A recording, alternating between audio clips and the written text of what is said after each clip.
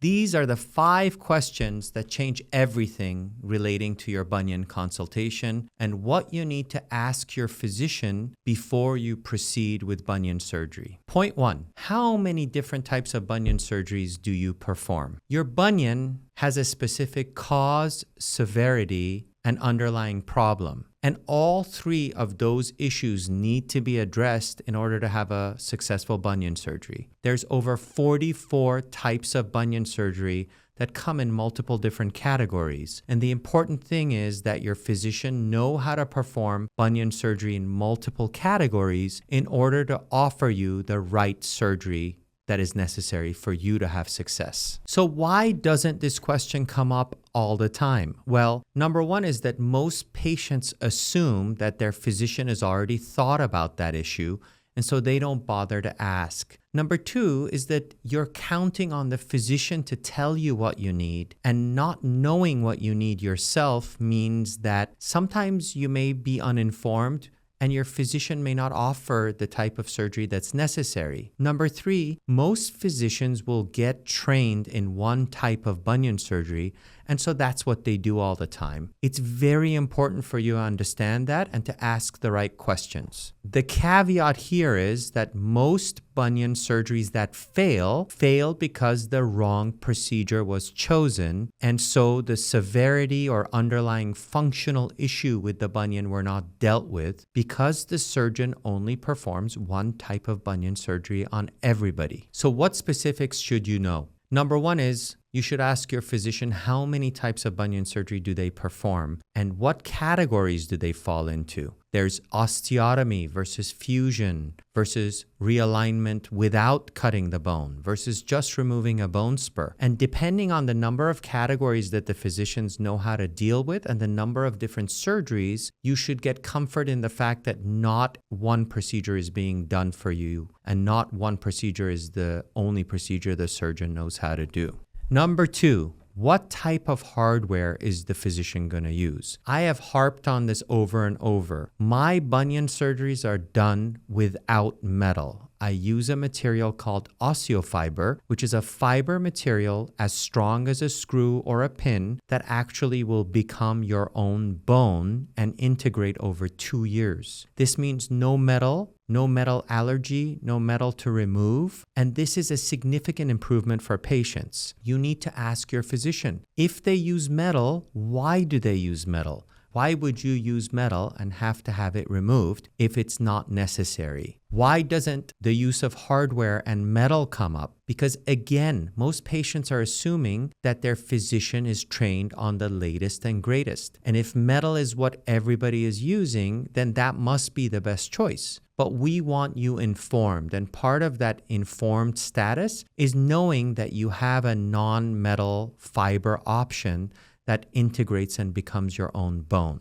Patients who ended up back in surgery to have a metal screw, pin, or staple removed never knew better because their physician never gave them a non-metal option. So what should you ask for? Ask your physician if there is a non-metal option. If they don't know about a non-metal option, they probably aren't the right physician for you because they are not informed. If they do know about a non-metal option, ask them why they're not offering it to you and be informed about the fact that a non-metal option is available. Point 3, does my bunion surgery address the underlying cause of my bunion, or is it just dealing with the bump on the side of my toe? Is the bunion procedure actually fixing the structural issue, or is it just aesthetically removing the bump that has stuck out the side of my foot? Remember that a bunion is a misalignment of a joint with a shift of the bone. So if the bone is not realigned and the bump is removed, there is still a misalignment of the joint, and therefore the bunion can come back. So it is very important to have the bunion alignment redone properly. Why doesn't this come up with patients during surgery? Number 1 is most patients assume that the physician knows best and is going to give them the best option. Number 2 two, as that from a cosmetic standpoint, the physician is going to talk about how pretty the foot is going to look. But the main issue is that when you remove the bump but don't realign the bone, then the realignment is not corrected and the bunion can come back. Number three, in most consultations with physicians, the conversation is more about the underlying recovery time and more about the actual surgery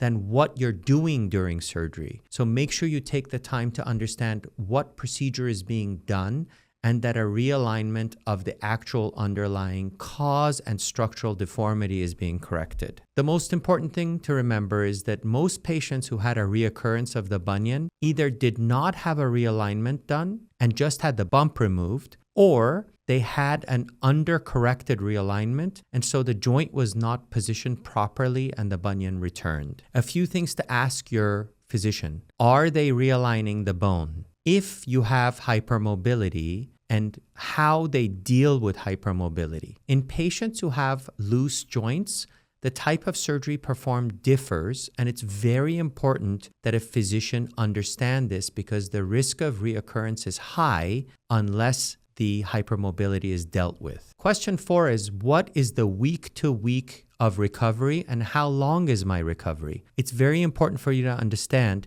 that your week-to-week recovery is going to differ with each type of surgery and with each type of physician. So you want to ask your physician for a week-to-week guidance. In my case, most of my patients are weight-bearing right away. Most of my patients are back in shoes at around 4 weeks. In some cases, physicians will put their patients back in shoes at 8 to 12 weeks. It's very important to understand the week-to-week and why and how your recovery will occur. Why doesn't this occur? Because again, most patients are counting on their physician to be up to date and doing the procedure as quickly as possible with the best recovery, but some physicians are outdated in the amount of time to recovery, so it's important to ask the right questions. Most patients who delayed bunion surgery for years mainly did it because they were worried about the recovery time, and that has changed dramatically. The final question to ask is, what is your take on revision surgery and do you perform revision surgery? If your physician only performs primary surgery and never does revision surgery, they probably are not the best surgeon for you to have primary surgery with. Once a patient understands revision surgery and what is necessary to perform it, they are going to be better able to avoid the need for revision surgery when they perform the primary surgery. The main questions to ask are, how many revision surgeries do you perform? How many of the revision surgeries are your own and how many are from other people? It doesn't have to be your own revisions. It can be other people's revision surgeries, which is what I do a lot of. But once you start to see revision surgeries, you understand the underlying reason the bunion surgery didn't work and how you can correct that. Why doesn't this happen? Because most physicians want to do primary surgery because it's easier. Revising a failed surgery is far more difficult, and this is something that you need to make sure that your surgeon understands. In closing, make sure that you talk to your physician in detail. Make sure you know how many types of bunion surgery they do, how many revision surgeries they do, what fixation they do, what type of surgery recovery you're going to have on a week-to-week basis,